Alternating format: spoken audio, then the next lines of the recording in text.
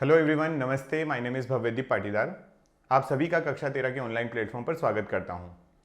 दोस्तों, physics class 12 lecture number 8 chapter number 1। हमने previous lecture में बात की थी अबाउट इलेक्ट्रिक डाइपोल, है ना। आप लोगों को बताया था कि डाइपोल क्या होता है, डाइपोल किस तरीके से फॉर्म होता है, डाइपोल मूवमेंट क्या होता है, और डाइपोल मूवमेंट और डाइपोल की डायरेक्शन क्या होती है। और देन उसके बाद हम लोगों ने एक छोटे 3 डेरिवेशन किए थे, जिसमें हम लोगों ने when a dipole is placed in a uniform electric field जब आपने पढ़ा था, तो वहां पर आपने टॉर्क निकाला था, वहां पर आपने वर्क डन फाइंड आउट किया था और potential energy stored in the dipole पता किया था। अब हमारे पास यहाँ पर एक और फैक्टर है जहां पर हम डाइपोल के ऊपर इलेक्ट्रिक फील्ड कितना होता है वो फाइंड आउट करने वाले हैं। तो वैसे जनरली फिजिक्स में 2 डेरिवेशन है ना। अगर आप देखें तो वहां पर 2 ही डेरिवेशन करवाए जाते हैं, बट आपके एंट्रेंस एग्जाम को भी देखते हुए और सीबीएसई में कई बार ये 3rd डेरिवेशन भी पूछ लिया जाता है, तो मैं तीनों चीजें आपको पढ़ा देता हूं। अगर हम बात करें यहाँ पर, तो हमारा आज का टॉपिक और ये सेशन जो है वो है electric field of a dipole पे बेस्ड। किस पे है? Electric field of a dipole. अब ये क्या चीज है? तो इसके ना डिफरेंट केसेस बनते हैं। एक्चुअल में हमें क्या फाइंड आउट करना है, तो हमें जो एक डाइपोल होगा उस डाइपोल का कितना इलेक्ट्रिक फील्ड बनता है ये फाइंड आउट। ठीक है, हमें क्या फाइंड आउट करना है, एक डाइपोल अगर कहीं पर प्लेस किया हुआ है तो उससे किसी पॉइंट मतलब वो पॉइंट कहीं पर भी लोकेटेड हो सकता है, उस पॉइंट पर कितना इलेक्ट्रिक फील्ड बनेगा वो हमें फाइंड आउट करना है। तो हम इसी चीज को आज डिराइव करने वाले हैं। उसमें हम लोगों ने सबसे पहले लिखा है कि the resultant R simple for the following 3 cases. अब ये क्या चीज लिखी है, कैसे है, मैं आपको समझाता हूं। 3 केसेस कौन से हैं वो बात बता रहा हूं। ठीक, अगर हम सबसे पहले यहां बात करें तो मैं पहले तो आपको 3 केस के बारे में थोड़ी सी जानकारी दे देना चाहता हूं कि वो 3 केस कौन से हैं। ठीक है, देखो, वो 3 केसेस जो हैं उनकी अगर अपन बात करें तो हम एक्चुअल में पढ़ क्या रहे हैं, हम लोग डाइपोल के थ्रू इलेक्ट्रिक फील्ड निकालना चाह रहे हैं। डाइपोल के थ्रू इलेक्ट्रिक फील्ड, और इलेक्ट्रिक फील्ड निकाला जाता है किसी पॉइंट पर। इलेक्ट्रिक फील्ड कहाँ निकाला जाता है? किसी पॉइंट पर। तो मैं जो 3 केस बना रहा हूं उनको बड़े ध्यान से देखना, क्योंकि यही यहां पर मेन रोल प्ले करेंगे। 3 केसेस में पहला केस मैं यहां लिखने जा रहा हूं, ध्यान से देखिएगा।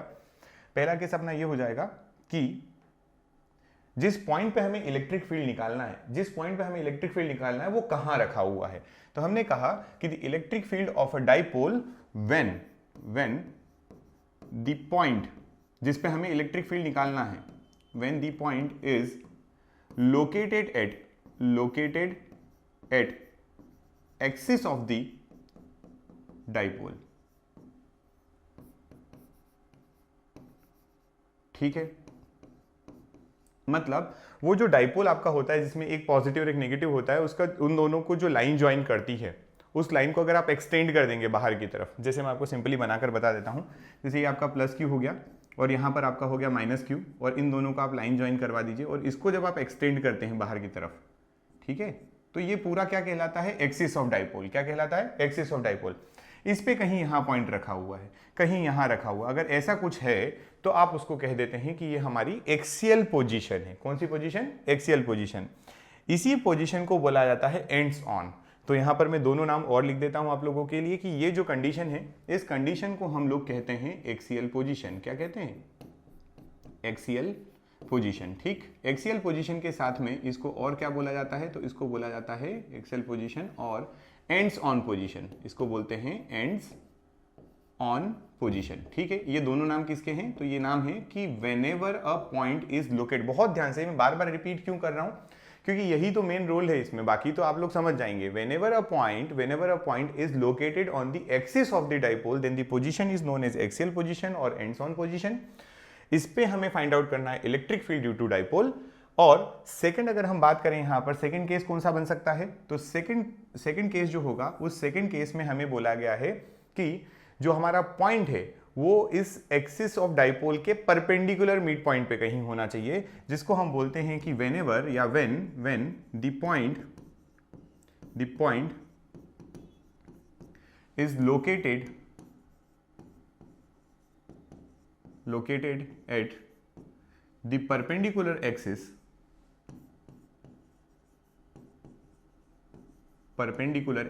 बहुत ध्यान से सुनना है ना, ये बात मैं समझा रहा हूं आपको, दोनों बातें बाद में भी यूज हो जाएगी। परपेंडिकुलर एक्सिस पासिंग थ्रू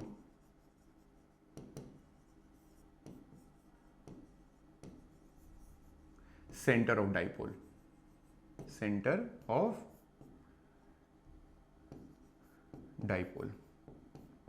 ठीक है, और इसी कंडीशन को, जैसे आपने यहां पे बोला ना कि इस कंडीशन को एक्सियल और एंड्स ऑन कहते हैं, इसी कंडीशन को बोला जाता है यहां पर इक्विटोरियल पोजीशन। क्या बोलते हैं? Equatorial position. अच्छा, इक्विटोरियल पोजीशन कहते हैं, कोई और नाम है क्या? तो इसका एक और नाम है जिसको बोलते हैं ब्रॉड साइड ऑन। क्या बोलते हैं? Broad side on position. ठीक, ये दोनों नाम किसके हैं? ये नाम है आपका whenever a point is located on the perpendicular axis passing through the centre of dipole. ये कंडीशन अभी जब डायग्राम बनाऊंगा तो और पिक्चर क्लियर होती जाएगी। और तीसरा केस जो हम पढ़ रहे हैं, it is very common and general where when the point is located at any general point। General position लिख देते हैं और इसी को बोल देते हैं, जनरल पोजीशन को जनरल पॉइंट। जनरल पोजीशन जिसको आप दूसरे शब्दों में कह सकते हैं at any general point, at any general point. ठीक, ये बात है। तो ये हमारे पास 3 केसेस आने वाले हैं जिनकी हमने यहां पर बात की। 3 केसेस हैं, 1 बाय 1 समझते हैं क्या मीनिंग है और कैसे सॉल्व किया जाता है। थोड़ा सा कॉन्सेप्चुअली अगर ध्यान रखना चाहें तो ध्यान रखना कि ये जो फैक्टर्स हैं, ये जो हम सॉल्व करने वाले हैं, ये प्रिंसिपल ऑफ सुपरपोजिशन पर काम करता है। किस पर काम करता है? प्रिंसिपल ऑफ सुपरपोजिशन पर। प्रिंसिपल ऑफ सुपरपोजिशन क्या है? शायद आप लोग सब बहुत अच्छे से जानते होंगे। प्रिंसिपल ऑफ सुपरपोजिशन को आप लोगों ने प्रीवियस लेक्चर में पढ़ा भी होगा। ठीक,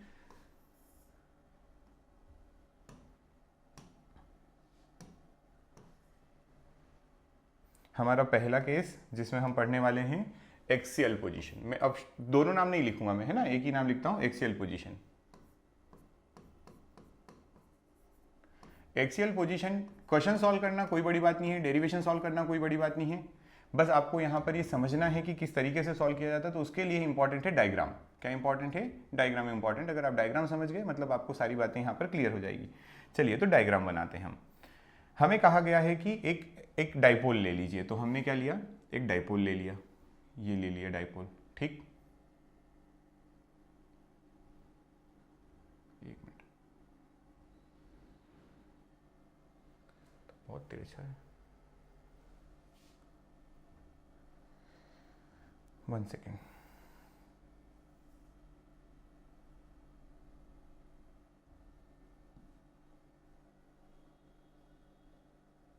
ठीक, मान लेते हैं थोड़ी देर के लिए ये हमारा डाइपोल है ना, तो इसका ये वाला आप मान लीजिए प्लस क्यू हो गया और ये आप मान लीजिए माइनस क्यू हो गया। आपने कहा कि डाइपोल की लेंथ कितनी होती है? डाइपोल की लेंथ होती है 2L। आपने कहा डाइपोल की लेंथ कितनी होती है, तो इट इज 2L। हमने ये भी कंसीडर कर ली 2L। ठीक है, यहां तक बात। अब हमारे पास इसके अलावा इसका एक्सिस देखिए, तो ये रहा इसका एक्सिस और ये भी रहा इसका एक्सिस। ठीक, ये क्या है? ये दोनों क्या है? इसके एक्सिस है।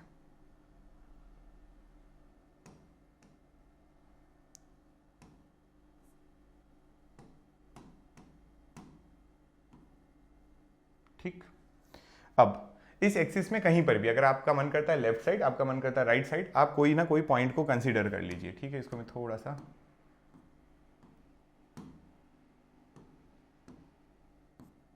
ठीक, कहीं पर भी वो पॉइंट को आप कंसीडर कर लीजिए। वो पॉइंट जहां पर आपको लेना हो, हमने कंसीडर कर लिया कि वो पॉइंट जो है वो यहां पर है ना। लेफ्ट साइड आप राइट साइड कहीं भी ले सकते हैं, पॉइंट पी है ये। अब इस कंडीशन को हम कहते हैं एक्सियल पोजीशन, जिसमें हम एक डाइपोल के थ्रू पी पॉइंट पर क्या निकालने वाले हैं? इलेक्ट्रिक फील्ड फाइंड आउट करने वाले हैं। ये डेरिवेशन है सीधा, जो मैंने आपको पिछले इसमें स्टेटमेंट लिख कर बताया, ये वाला को सब electric field of a dipole when the point is located at the axis of the dipole, वो हमने केस बना दिया। सबसे बड़ी बात यहाँ पर समझने वाली कि जो ये आपका अब डायरेक्शन जो आप यहाँ से देखें, इसका ये सेंटर कहलाएगा। डाइपोल का सेंटर हो गया ये आपका। ठीक है, डाइपोल के सेंटर से जो हमारे पॉइंट की डिस्टेंस है उसको हम यहाँ पर कंसीडर करते हैं r। कितनी कंसीडर करते हैं? r। एक चीज ये बात भी पता होना चाहिए कि all the distance are measured from the centre of the dipole. सारी डिस्टेंस जो होती है वो कहाँ से कंसीडर की जाती है? सेंटर ऑफ डाइपोल से। यहाँ पर मैं हल्का सा मेंशन भी कर देता हूँ कि ये क्या है, तो ये है सेंटर ऑफ डाइपोल। ठीक है, सारी डिस्टेंस कहाँ से मेजर करोगे, तो सेंटर ऑफ डाइपोल से मेजर करोगे। अब इस हिसाब से अगर देखें तो ये वाली डिस्टेंस अगर आपसे कोई पूछे कि व्हाट इज दिस डिस्टेंस, है ना, तो आप इसको क्या कहोगे, दिस इज, ये टोटल कितना है, ये टोटल है r, और इसमें से ये हाफ कितना है, ये l हो जाएगा, ये भी l हाफ है और ये भी l हाफ है। तो इस r में से इस l को माइनस कर दूं तो मुझे रिमेनिंग मिल जाएगा। तो मैं यहाँ पे बोल रहा हूँ r माइनस l। क्या कहा हमने कि हमारे पास अगर टोटल लेंथ ये है हमारी r। ठीक, अब अपना पॉइंट p यहाँ पर है।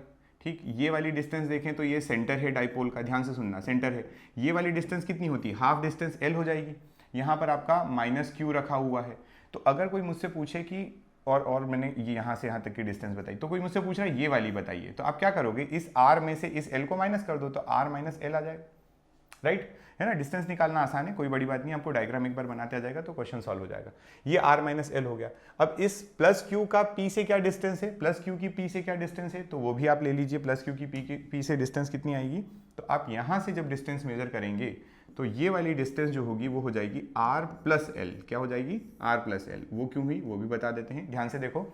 ये टोटल डिस्टेंस कितनी है r, ये टोटल डिस्टेंस है r, और ये वाली जो डिस्टेंस है ये डिस्टेंस है आपकी l, क्योंकि ये सेंटर से एक चार्ज की तरफ डिस्टेंस है, जो कि कल भी बताया था l और l होती है। तो ये आपके r प्लस l हो जाएगी। ये है सेटअप। आप इधर ये नहीं बनाते तो भी चल जाता, ये आपका सेटअप है। क्लियर, अब इतना डायग्राम बन गया। अब इसमें दो बातें और रिमेनिंग है, वो है हमारी डायरेक्शन की बात। किसकी बात है, डायरेक्शन की। डायरेक्शन बनाते हैं, जरा ध्यान से देखिए।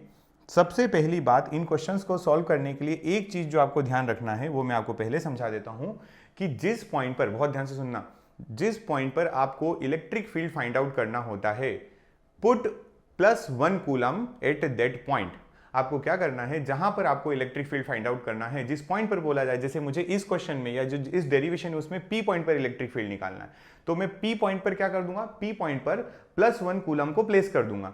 +1 करने से क्या होगा, +1 करने से मुझे इलेक्ट्रिक फील्ड की डायरेक्शन मिल जाएगी।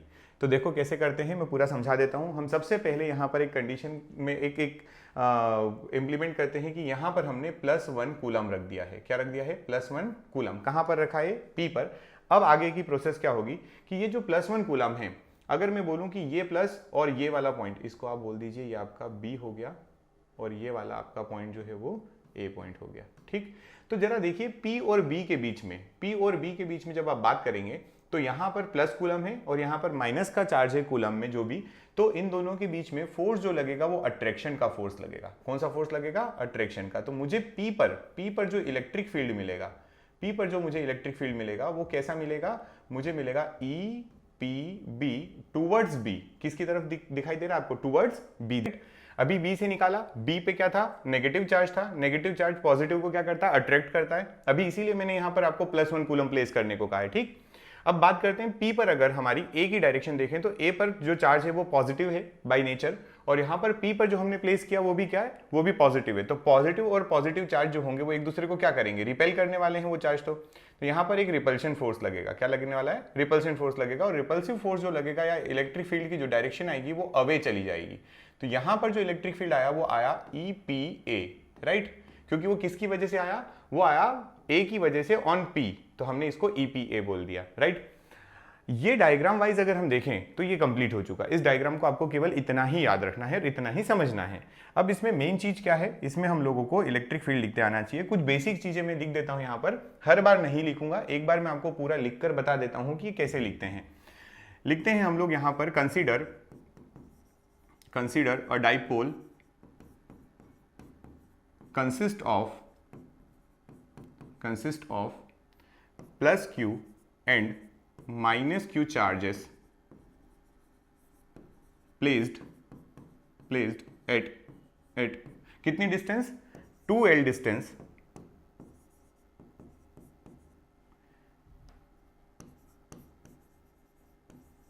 है ना, placed at 2L distance. A point P is located on axis of dipole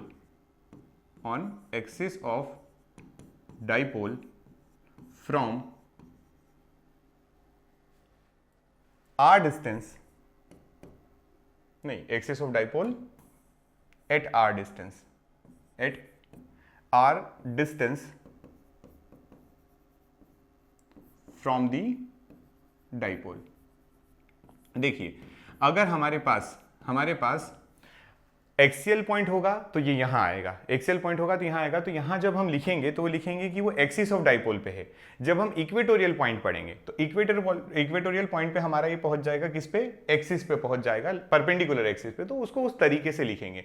अभी तो क्लियर है इतनी बात। अब डिस्टेंस वगैरह सब बता दी और कुछ बताने की जरूरत नहीं है। अब हम केवल दो बातें लिखेंगे जहां पर हम ये बताएंगे कि हमारा इलेक्ट्रिक फील्ड कितना होगा। तो यहां से लिख रहे हैं द इलेक्ट्रिक फील्ड, क्या लिख रहे हैं, the electric field at P, कहां पर निकालना है, P हमने लिखा ड्यू टू B। ठीक, अगर हम पहले ये देखें कि इलेक्ट्रिक फील्ड P पर कितना आएगा इस B की वजह से, तो आपको इलेक्ट्रिक फील्ड का फॉर्मूला पता होगा। इलेक्ट्रिक फील्ड का फॉर्मूला होता है, हम क्या जानते हैं, वो होता है KQ/R²। क्या होता है, KQ/R²। ये हम ऑलरेडी जानते हैं, इसमें कोई संशय वाली बात नहीं है। ठीक, इसी को अगर इंप्लीमेंट करें हम अपने फॉर्मूले के लिए या हमारे इस कॉन्सेप्ट के लिए, तो हमारे पास यहाँ पर इलेक्ट्रिक फील्ड निकलेगा, कहाँ पर, इलेक्ट्रिक फील्ड निकलेगा P पर, किसकी वजह से, तो B की वजह से। Electric field on P due to B, इसको क्या बोलेंगे, electric field on P due to B बोलेंगे, electric field on P due to B। तो electric field on P due to B is equals to, K तो same रहेगा, What is the charge on B? It is Q। अभी मैं direction थोड़ी देर में आपको बताता हूँ। Divided by what is the distance between P and B? P and B की डिस्टेंस है R माइनस L, और ये हो जाएगा R माइनस L का होल स्क्वायर।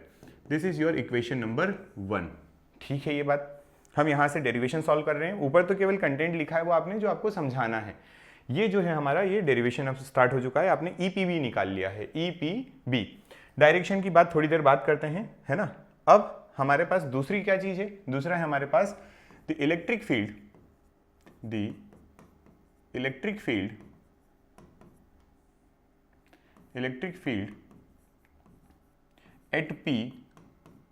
एट P किसकी वजह से, तो due to charge on point A। अब हमें P पर निकालना है, किसकी वजह से, तो पॉइंट A पर जो चार्ज है उसकी वजह से। तो कैन आई राइट EPA, है ना, electric field on P due to A।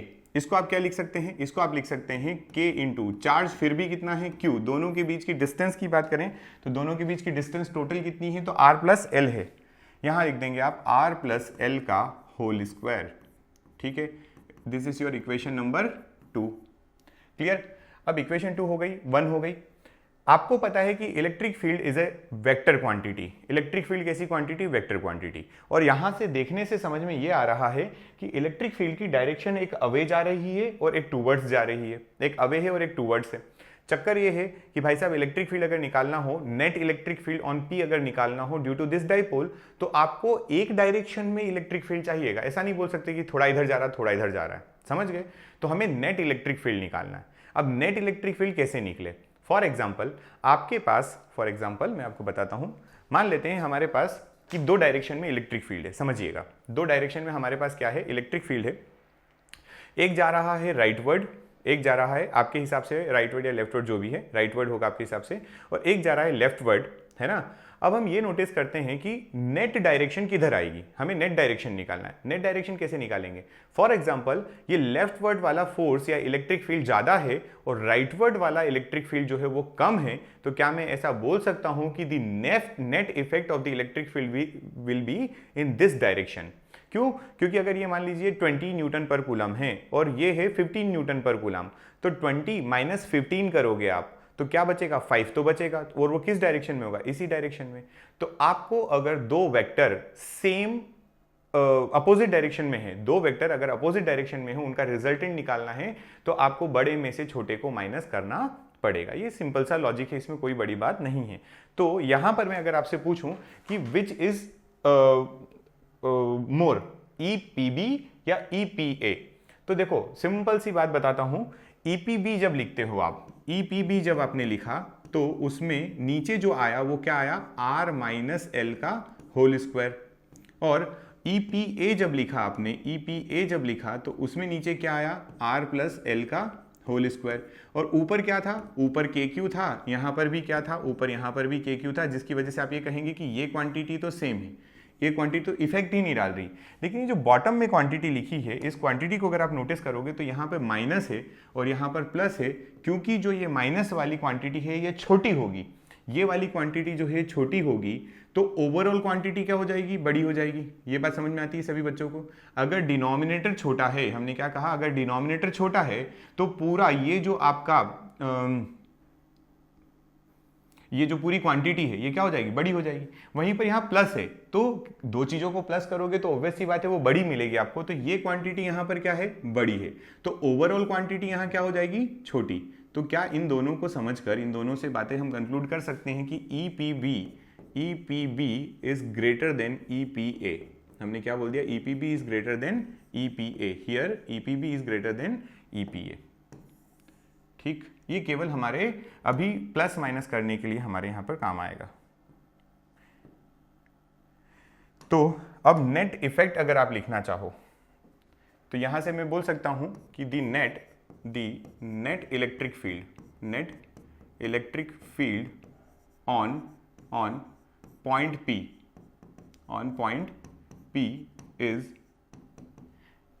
EP is equals to EPB minus EPA towards B, है ना। ये क्या लिखा हमने, टुवर्ड्स बी, डायरेक्शन लिख दी है ये। ठीक है, ये डायरेक्शन हो गई किसकी, हमारे नेट इलेक्ट्रिक फील्ड की। ठीक, वैल्यूज प्लेस करिए। EPB की वैल्यू क्या है, तो KQ divided by R minus L का whole square plus minus KQ divided by R plus L का होल स्क्वायर। ठीक,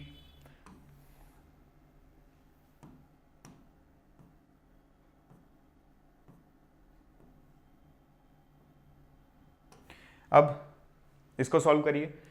अगर हम EP फाइनली निकालें तो हमें LCM लेना पड़ेगा।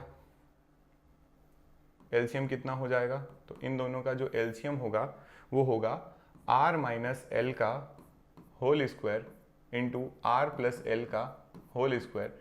इसका मल्टीप्लाई, क्रॉस मल्टीप्लाई करोगे तो बनेगा KQ R प्लस एल का होल स्क्वायर, दोनों के बीच में माइनस साइन है, अगेन KQ, और ये वाला जो है ये क्या है, R माइनस एल का होल स्क्वायर। ठीक है, इसको आपको ओपन करना पड़ेगा, तो आप ओपन करेंगे तो यहाँ पे KQ कॉमन ले लीजिए। देखो यहाँ भी KQ है, यहाँ भी KQ है, अंदर क्या बचेगा, R square plus L square,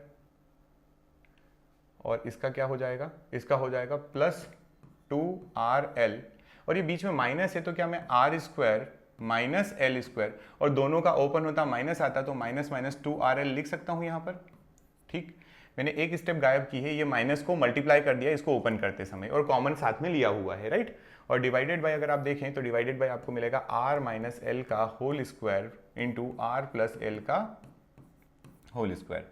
अब यहाँ से भी कुछ कैंसिल आउट हो रहा है, इससे ये कैंसिल आउट हुआ, ये दोनों कैंसिल आउट हुए, आपके पास बचेगा क्या, आपके पास यहाँ से बचेगा KQ into 4RL divided by, ये हो जाएगा R माइनस एल का whole square into R plus L का होल स्क्वायर। अच्छा, R प्लस एल का whole square, R minus L का होल स्क्वायर, क्या मैं इसको ऐसा बोल सकता हूँ ये A square minus B square बन जाएगा, है ना। इसको मैं थोड़ा सा अगर आपको समझाऊँ तो ये हमारा फॉर्मूला जो बन जाएगा, एक नीचे जो लिखा है ये बन जाएगा R square minus L square का होल स्क्वायर। समझ में आई ये बात, ठीक। चलिए, अगर इतना ठीक है तो अब और आगे बढ़ते हैं, यहाँ तक क्लियर है तो इसको थोड़ा सा आप वो कर दीजिए, चेंज करिए। क्या मैं इसको ऐसा लिख दूं, 2 into K into Q into 2L divided by R square minus L square का होल स्क्वायर। आप कहेंगे लिख तो सकते हैं।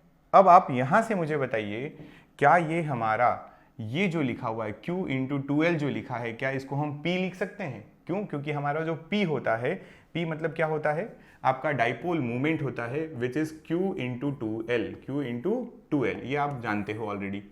तो हमारी इस वैल्यू को चेंज करके हम यहाँ से लिख सकते हैं कि इलेक्ट्रिक फील्ड ऑन P जो नेट है वो कितना हो जाएगा, तो 2K Q इंटू 2L की जगह हमने क्या रख दिया, KP divided by R square minus L square का होल स्क्वायर। ये हमारा फाइनल एक्सप्रेशन है, ये हमारा क्या है, फाइनल एक्सप्रेशन है। बट यहाँ पे एक चीज़ और समझने वाली है, ठीक है, वो मैं आगे समझाता हूँ आपको। ये फाइनल एक्सप्रेशन है, this is the net electric field, this is the net electric field on point P due to dipole. ठीक, अब आगे बढ़ते हैं और इसके आगे ध्यान दीजिएगा, हमने फाइनल रिजल्ट क्या निकाला, हमारा फाइनल रिजल्ट आता है EP equals to 2KP divided by R square minus L square का होल स्क्वायर। यहां पे हम क्या कंसीडर करते हैं, बहुत इंपॉर्टेंट चीज है, उसको ध्यान रखना। देखो, now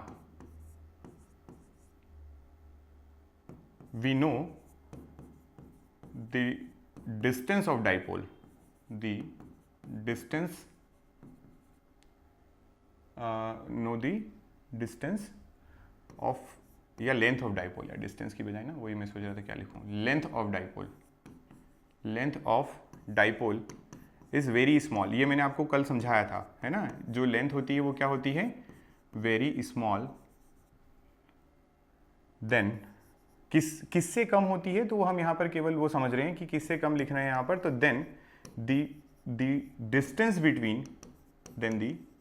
between point and dipole, point P and the dipole. ठीक, तो क्या मैं ऐसा बोल सकता हूं कि R is greater than L, 2L बोल देता हूं, चलो 2L लिख दिया ये लो। तो 2L अगर लिखा और 2L से R बहुत बड़ा है, हमने क्या कहा, ध्यान से डायग्राम में देखो, ये तो मैंने आपको डायग्राम में समझाने के लिए ऐसा किया है कि ये आपको डाइपोल इतना बड़ा बना दे, अदरवाइज डाइपोल इतना सा होता, इतना छोटू सा, और R वहां तक लंबा से दूर होता, R पॉइंट जो है वो पॉइंट जो है P बहुत दूर होता, तो हम ये बोल सकते थे ना कि दी distance between dipole and the point is much greater than the size of the dipole. ठीक है, इसी को आप क्या बोलते हैं, साइज ऑफ द डाइपोल भी बोलते हैं। ठीक है, वेरी स्मॉल या साइज भी बोल सकते हैं इसको आप। ठीक है, साइज जो होता है डाइपोल का वो भी कैसा होता है, बहुत छोटा होता है। तो जब ऐसा है तो क्या मैं ऐसा नहीं लिख सकता कि R तो ऑब्वियस सी बात है और ही ज्यादा बड़ा हो जाएगा L से। इस वाली इक्वेशन में नाउ ऑन इग्नोरिंग या एलिमिनेटिंग, जो लिखना हो, ignoring L in above equation, जब आप इसको इग्नोर कर दोगे L को, तो आपके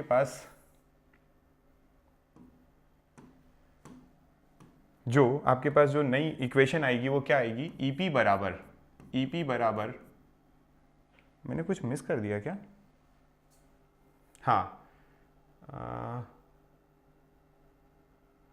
2KQ 2RL 4RL, यहाँ से R मिस हुआ है, यहाँ से R गायब हो गया, हम R भूल रहे हैं हर बार।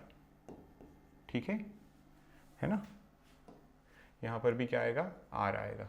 तो यहाँ पे आया अपने पास 2KP into R divided by R square into square, क्योंकि L आपने क्या कर दिया, L को आपने एलिमिनेट कर दिया है।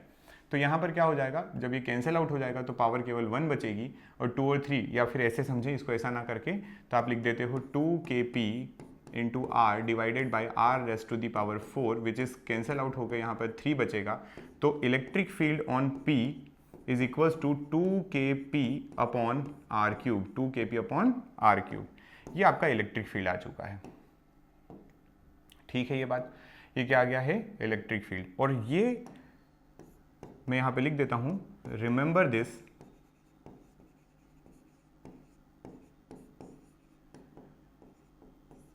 फॉर न्यूमेरिकल जो होते हैं ना, उसमें ये यूज होता है, वो पुराना वाला फॉर्मूला जो पीछे लिखा वो नहीं। अब 2-3 बातें भाई साहब, ये वेक्टर क्वांटिटी है, क्या है, वेक्टर क्वांटिटी, कौन, इलेक्ट्रिक फील्ड। अच्छा, एक बात और यहां से समझें, आप लोग समझ तो गए हैं, बट मैं लिख देता हूं here, E is inversely proportional to R cube. ये भी ध्यान रखें, ये बहुत इंपॉर्टेंट है, ये लाइन इंपॉर्टेंट है, क्योंकि बच्चे ना भूल जाते हैं कि इलेक्ट्रिक फील्ड तो R स्क्वायर होता है, R स्क्वायर पर ये फॉर डाइपोल, है ना, किसके लिए है ये, डाइपोल के लिए है। ये केस ही आप किसका पढ़ रहे थे, डाइपोल का। ठीक, आगे और बढ़ते हैं, थोड़ी सी कुछ 2-3 बातें इसके बारे में फैक्ट्स हैं वो लिख लेते हैं ताकि आपको, देखिए पहला पॉइंट नोट, पहला पॉइंट ये याद रखें यहां पर कि आपका जो ये इलेक्ट्रिक फील्ड आया है, इलेक्ट्रिक फील्ड की डायरेक्शन क्या है। तो मैंने बोला the direction of electric field, the direction of electric field is towards B. किधर है, टूवर्ड्स बी। ठीक, क्या मुझे ये बताइए यहां से देख के ध्यान से, हमारे इस डायग्राम में नेट डायरेक्शन किधर आ गई, इधर की तरफ, और डाइपोल मोमेंट की डायरेक्शन क्या होती है, नेगेटिव टू पॉजिटिव, मतलब डाइपोल मोमेंट की डायरेक्शन भी यही होगी। देखो यहां से मैं अगर आपसे कहूं कि डाइपोल मोमेंट जो है वो इधर जा रहा है, ये है डाइपोल मोमेंट, ये कौन है, डाइपोल मोमेंट, तो आप कहोगे बिल्कुल सही बात है, ये डाइपोल मोमेंट इधर जा रहा है, इलेक्ट्रिक फील्ड भी किधर आया, इधर ही आया। इसका मतलब यहां से ये कहा जा सकता है, यहां से ये कहा जा सकता है कि and the direction of dipole moment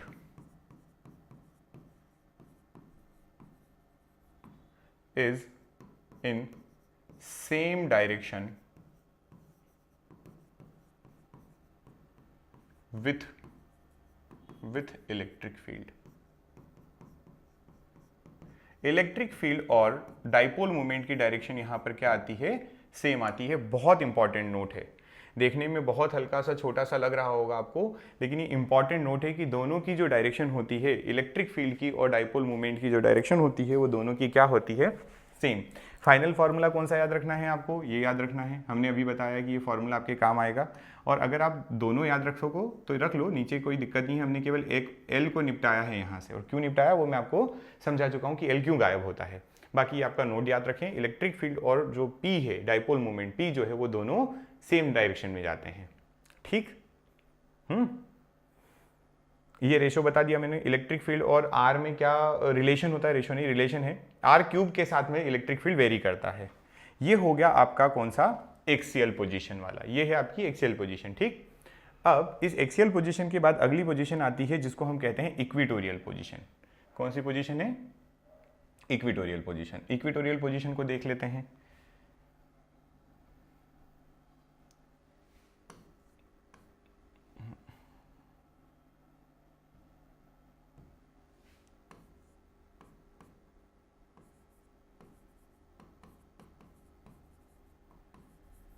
equatorial position किसे कहते हैं, तो इक्विटोरियल पोजीशन जो है वो क्या होती है वो मैं समझा देता हूं आपको, समझिएगा।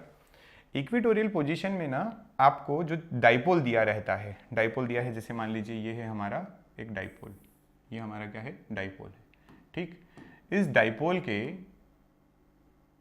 डाइपोल के परपेंडिकुलर सेंटर से गुजरने वाला है ना, इस डाइपोल के परपेंडिकुलर सेंटर से गुजरने वाला एक एक्सिस होगा।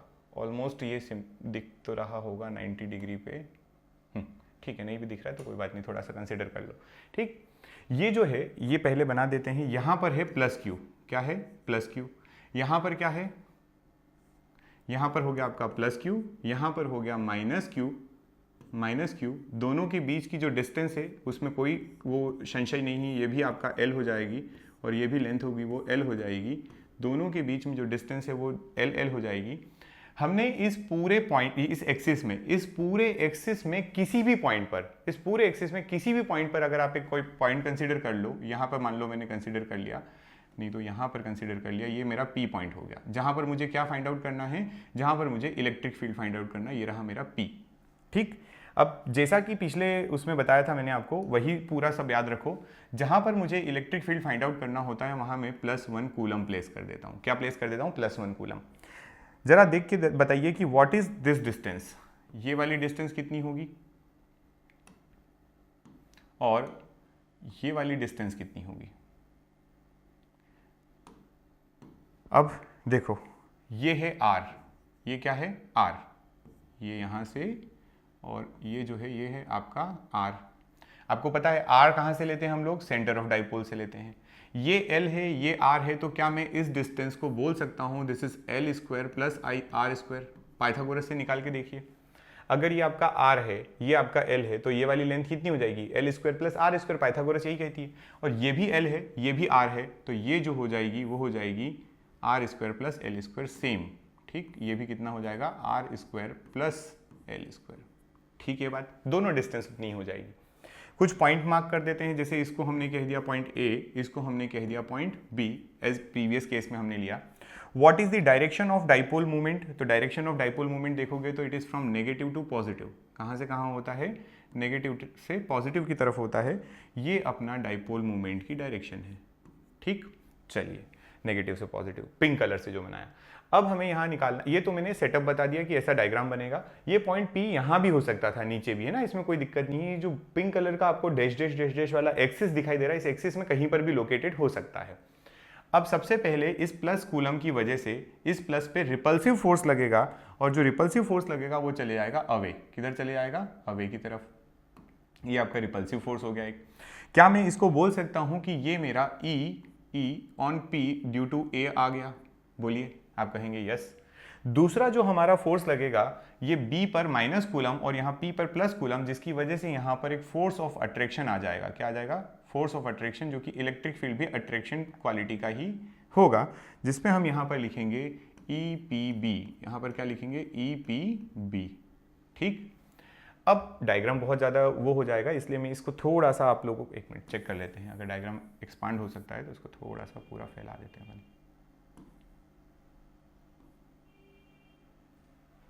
है ना, ठीक है, ये चलेगा, ठीक। अब आप मुझे, हमने ये भी कंसीडर कर लिया कि यहाँ जो एंगल है ये थीटा है, ये एंगल कितना मान लिया हमने, थीटा। तो दो तीन बातें मैं पूछ रहा हूँ, जैसे मैं आपसे कहूँ कि व्हाट इज कॉस थीटा, है ना, एक चीज़ हमको यहाँ पर ध्यान रखना पड़ेगी, व्हाट इज कॉस थीटा। तो कॉस थीटा क्या होता है, वो होता है base by hypotenuse. Cos theta लगाओगे तो बेस होगा L, हाइपोटेनियस ये होगा, तो हम यहाँ से लिख सकते हैं L divided by root over L square plus R square, ठीक। ये आपका हो गया, है ना।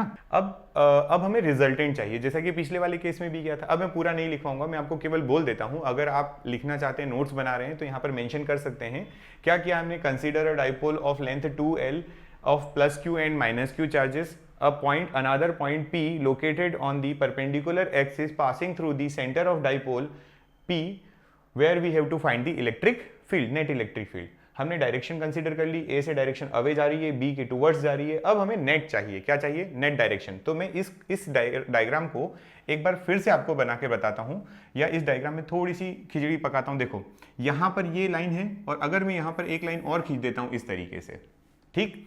तो मुझे बताइए, क्या ये वाला जो एंगल है, ये वाला एंगल थीटा हो जाएगा, और ये वाला एंगल जो होगा वो भी कितना हो जाएगा, थीटा। ऐसा हम क्यों कह रहे हैं वहां से कि वो दोनों एंगल थीटा हो जाएंगे, उसको मैं आपको अलग से समझाता हूं, बस समझ गए हो। नीचे फिर से बनाऊंगा, मैं इसको इरेज कर रहा हूं, नहीं तो डायग्राम बहुत गड़बड़ करेगा। देखो ये है पॉइंट P, ये कौन सा पॉइंट है, P पॉइंट है, ये गया अवे, ये गया टूवर्ड्स, ठीक। यहां पर भी इलेक्ट्रिक फील्ड, यहां पर भी इलेक्ट्रिक फील्ड, हो गया कौन सा, ये PA वाला हो गया, ये PB वाला हो गया। अब हमने कहा कि यहां पर हमारा एंगल थीटा है और ये वाला एंगल भी थीटा है। ऐसा क्यों कहा गया है, ध्यान से सुनिएगा। मुझे बताइए, whenever two parallel lines are intersected by a inclined line then this angle will be equal to this angle। तो जरा ध्यान से देखो, A पर जो लाइन है, ये लाइन हो गई है ना, और यहां पर लाइन खींच दोगे तो A पर फिर एक लाइन बन जाएगी। देखना, ये पॉइंट A हो गया और ये पॉइंट आप मान लीजिए P हो गया, ठीक। ये थीटा और ये भी थीटा हो जाएगा, दोनों एंगल थीटा। तभी मैंने कहा कि ये वाला एंगल थीटा हो गया P पर। अब इतना अगर हो गया है तो बस फिर तो क्लियर है, कोई दिक्कत ही नहीं है। अपोजिट साइड में ये वाले एंगल की बात करें तो यहाँ पर अगर जो एंगल होता है वही एंगल किसके इक्वल होता है, यहाँ के एंगल के इक्वल होता है। तो जरा ये थीटा देखिए, और यहाँ पर भी अगर आप एक लाइन ड्रॉ करते हैं ये वाली, तो ये एंगल कितना बन जाएगा, थीटा बन जाएगा। बस उसी कॉन्सेप्ट को फॉलो कर रहे हैं हम लोग यहाँ पर, ठीक। और हमारे पास ये फाइनली आया, तो क्या मैं इसका फैक्टराइजेशन कर दूं, फैक्टराइजेशन करूंगा तो दिस EPA कितना हो जाएगा, तो ये हो जाएगा EPA cos थीटा, है ना, जो आपको पता होगा, पहले भी मैं ट्रिग्नोमेट्री वाले वीडियो में पढ़ा चुका हूं कि जिसके साथ एंगल फॉर्म होता है उसके साथ cos थीटा आता है, और जिसके साथ एंगल फॉर्म नहीं होता है, जिसके साथ एंगल फॉर्म नहीं होता उस पर क्या आ जाता है, साइन थीटा आ जाता। तो ई पी ए, यहाँ पर ई पी ए हो जाएगा साइन थीटा। कितना हो जाएगा, ये साइन थीटा। ठीक, वहीं पर अगर ई पी बी की बात करें तो इस ई पी बी का एक थीटा यहाँ जा रहा है, मतलब ई पी बी पे यहाँ पर एक डायरेक्शन मिलेगी E P B cos theta. ठीक, और इसके परपेंडिकुलर हमें जो मिलेगा वो मिलेगा E P B sine theta. ठीक हो गया। अब ये आपका इस पी पॉइंट का हमारा डायग्राम था, फ्री बॉडी डायग्राम। स्टार्ट करते हैं डेरिवेशन। अब पूरी बातें मैं लिखवा नहीं रहा हूं, सबसे पहले मैं लिख रहा हूं द नेट इलेक्ट्रिक फील्ड, नहीं द नेट नहीं, द इलेक्ट्रिक फील्ड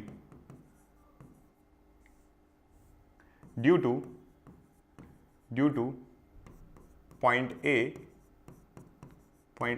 ए पे चार्ज कितना है, प्लस क्यू कूलम। ठीक, ये क्या हो रहा है, एट पी पर निकालना है। तो मैं लिखूंगा E on P due to A which is K into Q, जैसा अभी आपने प्रीवियसली यूज किया था, के इंटू क्यू डिवाइडेड बाय दोनों के बीच की डिस्टेंस कितनी है, तो it is L square plus are square, equation number 1। ठीक, फिर सेकंड देखें हम, हम आगे देखें तो इलेक्ट्रिक फील्ड, हम फिर बोल रहे हैं the electric field at point P due to point B, और पॉइंट बी पर जो है हमारा चार्ज कितना रखा हुआ है, तो माइनस क्यू रखा हुआ है। कितना हो जाएगा, तो हम लिखेंगे E P B is equals to K Q, तो होगा ही होगा, है ना, और जो दोनों के बीच की डिस्टेंस है अभी भी कितनी है, तो L square plus are square. Equation number 2 हो गई। दो इक्वेशन आ गई 1 और 2, और अब उस इक्वेशन का हमें रिजल्टेंट निकालना है, जैसा कि आपने पिछली बार किया था, रिजल्टेंट निकाला था। तो जरा ध्यान से देखना, दी रिजल्टेंट या नेट, है ना, द रिजल्टेंट और net electric field at point P due to dipole, या दोनों की वजह से, at point P due to dipole. Plus और माइनस क्यू मिलकर बना क्या रहे हैं, डाइपोल बना रहे, तो उसी के लिए लिखेंगे। तो क्या मैं लिख सकता हूं ई पी नेट, अगर लिखूं तो दोनों को, क्योंकि वेक्टर क्वांटिटी है, तो देखो मैं इस बार किस तरीके से लिख रहा हूं, E P A vector plus E P B vector. अब आप ये मत सोचना कि पिछली बार वेक्टर नहीं लगाया, पिछली बार मैंने डायरेक्शन समझा दी, पिछली बार माइनस लगाया क्योंकि डायरेक्शन अपोजिट थी। इस बार डायरेक्शन अपोजिट नहीं है, इस बार डायरेक्शन एंगल पर है। कहां पर है, एंगल पर। यहां से समझ में आएगा आपको ये सब कुछ। इसकी डायरेक्शन अगर आप नोटिस करो तो एंगल पर डायरेक्शन आ रही है, किसी एक एंगल पर। ठीक, एक सेकेंड,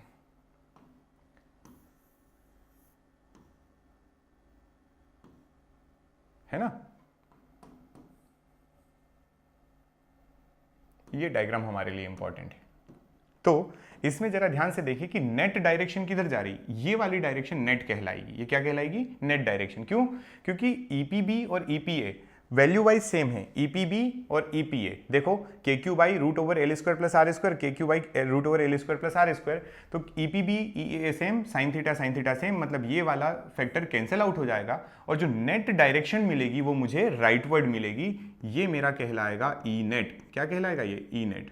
समझे आप बात, मुझे ई नेट निकालना। पिछले वाले केस में मैंने वेक्टर में आपको बोल दिया कि एक इस डायरेक्शन में जाता है, एक इस डायरेक्शन में जाता है, तो क्या करोगे आप, उसको माइनस कर दोगे, क्योंकि सिंपली आपको पता है दो अपोजिट डायरेक्शन में जा रहे हैं, तो एक से दूसरा माइनस हो जाएगा, जो बड़ा होगा उसमें से छोटे को माइनस कर देंगे। यहाँ ऐसा नहीं है, यहाँ दोनों वेक्टर्स जो हैं वो किसी एंगल पर हैं। वो किस पर हैं, किसी एंगल पर हैं, और जब एंगल पर होते हैं, एंगल पर, तो उन दोनों का रिजल्टेंट उन दोनों के बीच में कहीं जाता है। ठीक है, जब दो वेक्टर एंगल पर होते हैं तो उन दोनों का जो रिजल्टेंट होता है वो कहीं उनके बीच में जाएगा। और बीच में कहाँ जा रहा, हमने बोला सर वो बीच में जो जा रहा है वो जा रहा है कॉस थीटा। कॉस थीटा वाले फैक्टर दोनों निकल रहे हैं, वर्टिकली अपवर्ड, वर्टिकली डाउनवर्ड वाले एक दूसरे को कैंसिल आउट कर रहे हैं, रिजल्टेंट इधर जा रहा है। रिजल्टेंट अगर लिखने को बोला जाएगा तो आप लिखेंगे it is twice of E P ए, क्योंकि ई पी ए और ई पी बी बराबर है इनटू कॉस थीटा। क्योंकि मैं यहां से बोल सकता हूं ये अपना ई पी हो गया, मैं यहां से क्या बोल रहा हूं कि ई पी ए बराबर ई पी बी। न्यूमेरिकली अगर देखें तो दोनों की वैल्यू बराबर है, बस वैल्यू रख दीजिए तो क्या हो जाएगा, twice of E P A की वैल्यू कितनी है, तो K Q upon root over L square plus are square और अगर हम कहें कॉस थीटा कितना है, कॉस थीटा कितना है, तो ये हो जाएगा हमारा L divided by root over L square plus R square. पर ये तो हमारा क्या हो जाएगा, एक मिनट, मैंने यहां भी क्या लिख दिया, इनका होल स्क्वायर भी तो आएगा, के क्यू बाई आर स्क्वायर होता है ना, तो इसका होल स्क्वायर हो जाएगा, तो ये भी क्या हो जाएगा, होल स्क्वायर। ये बन जाएगा आपका, जरा ध्यान दीजिएगा, ये स्क्वायर और ये 1 मतलब 3 और दोनों का रूट है मतलब 3/2 बन जाएगा ये। तो ये बन जाएगा आपका, इसको थोड़ा सा रीअरेंज करके लिख रहा हूँ, k into Q into 2l divided by L square plus are square की पावर 3/2। ठीक,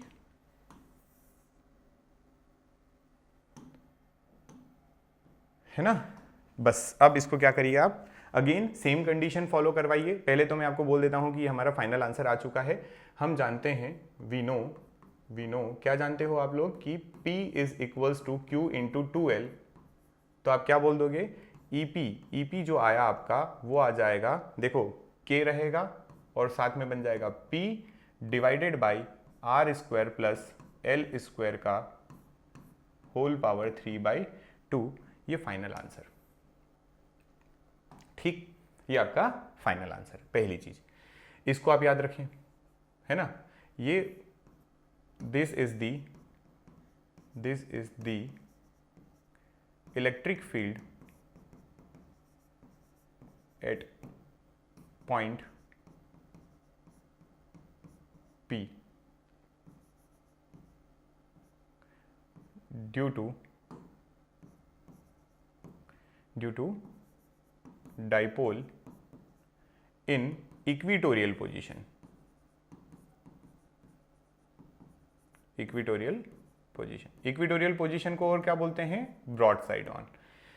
यहां पे भी फिर सेम कंडीशन आप लगाएंगे। कौन सी सेम कंडीशन, कि अगर मान लीजिए अगर आपका डाइपोल जो है वो बहुत छोटा है एज कंपेयर टू डिस्टेंस, तो कंडीशन यहां लिखिए,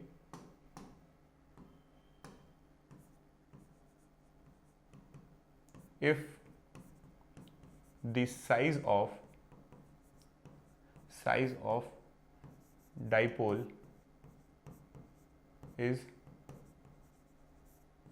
very small, then क्या मैं ऐसा राइट कर सकता हूं यहां से कि R is greater than L। इसी को अप्लाई करते हुए हमारे पास E आ जाएगा, EP K इंटू P लिख देते हैं direct, K into P divided by R square की पावर 3/2। आर स्क्वायर रहेगा, L एलिमिनेट हो गया, L इग्नोर कर दिया, L को एलिमिनेट कर दिया, तो स्क्वायर से ये कैंसिल आउट हो जाएगा। तो EP आएगा, EP बराबर KP बाय आर क्यूब। ठीक है ये बात, EP बराबर KP बाय आर क्यूब। ये आप याद रख लें, यही आपका फाइनल एक्सप्रेशन है ना, फॉर न्यूमेरिकल्स। ठीक, अब डायरेक्शन की बात आती है। कौन सी डायरेक्शन की बात, वो भी समझिए। देखो आप बताइए मुझे, डाइपोल मोमेंट किधर जा रहा था, लेफ्टवर्ड, आपके हिसाब से लेफ्टवर्ड, और इलेक्ट्रिक फील्ड किधर जा रहा है, राइटवर्ड। तो यहां से क्या समराइज करके हम ऐसा लिख सकते हैं,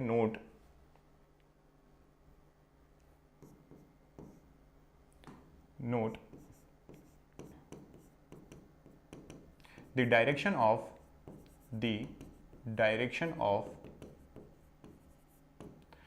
electric field and dipole moment is opposite to each other। यहां पर इन दोनों की डायरेक्शन क्या होती है, अपोजिट होती है। जब आप देखते हैं कि आपका इलेक्ट्रिक फील्ड निकाल रहे हैं आप एक्सियल केस में, तो वहां पर इलेक्ट्रिक फील्ड और डाइपोल मूवमेंट सेम डायरेक्शन में आ रहे थे, इधर आपके लेफ्टवर्ड, यहां पर आपका इलेक्ट्रिक फील्ड जा रहा है किधर, राइटवर्ड, और जो आपका डाइपोल मूवमेंट आ रहा है वो लेफ्टवर्ड आ रहा है, मतलब हम अपोजिट बोल सकते हैं। ठीक, और कुछ इंपॉर्टेंट बातें हैं वो भी मैं यहां पर आपको मेंशन करवा देता हूं। जैसे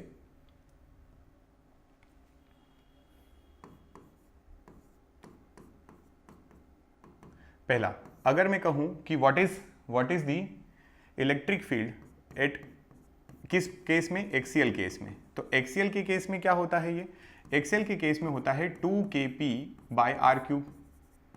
और अगर हम कहें EP निकालना है किसके केस में? इक्विटोरियल के केस में। तो इक्विटोरियल के केस में क्या हो जाएगा? तो वो हो जाएगा kp/r³। अब देखो यहां पर हम कंपेयर क्या कर रहे हैं? दोनों को कंपेयर करेंगे जिसमें हमने r सेम माना है, डाइपोल भी सेम माना है, दोनों केस में डाइपोल और r सेम है। तब मैं यहां से बोल सकता हूं ऑन कंपेयरिंग बोथ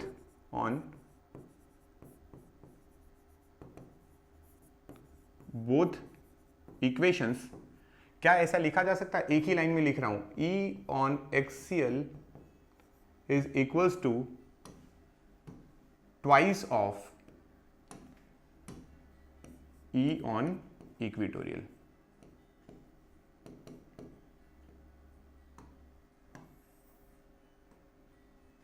ठीक है ना? लिख सकते हैं, क्योंकि हमारे पास यहां अगर मैं 2 लगा देता हूं किसी तरीके से तो ये फॉर्मूला एक्सीएल का बन जाएगा, राइट? तो हमने ये लिख दिया।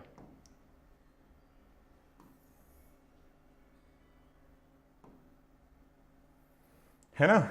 एक तो ये चीज हो गई आपको ध्यान रखने वाली, दोनों की डायरेक्शन मैंने बता दी है, अलग अलग होती है। कोई अगर इसी को घुमा फिरा कर बोल दे कि आप हमें E equatorial divided by E axial बताइए, तो क्या लिख दोगे? यहां पर kp/r³ और यहां पर हो जाता है ट्वाइस ऑफ kp/r³। तो ये वाली वैल्यू कैंसिल आउट, ये वाली वैल्यू भी cancel out, which is equals to 1/2। ठीक, ऐसे भी बता सकते अगर ऐसा पूछा गया है तो। ठीक है, क्लियर यहां तक? तो आज का हम ये जो सेशन है हमारा वो यहीं तक रखते हैं। ठीक, आपको इसका जो थर्ड वाला पार्ट है जिसमें हम लोग पढ़ने वाले हैं किसके बारे में? जिसमें हम लोग पढ़ने वाले हैं एनी पॉइंट के बारे में। उसमें आप सबसे पहले तो इसके साथ तैयार होकर आइए। ये जो आपको मैंने अभी जितना पढ़ाया है इसको आप देख लीजिए अच्छे से, ताकि आपको वो जो अगला वाला सेशन है वो प्रॉपरली समझ में आ जाए, क्लियरली समझ में आ जाए। ठीक है, तो मिलते हैं अगले लेक्चर में, तब तक के लिए थैंक यू सो मच और रीड करिए इन सभी को। ठीक है, अच्छा एक चीज़ और, इन सभी की जो PDF है, इन सभी की जो PDFs हैं वो PDF आपको 2 जगह मिलेंगी। PDF कहाँ मिलेंगी? तो एक आपको मिल रही है टेलीग्राम चैनल पर, ठीक, एक कहाँ मिल रही है?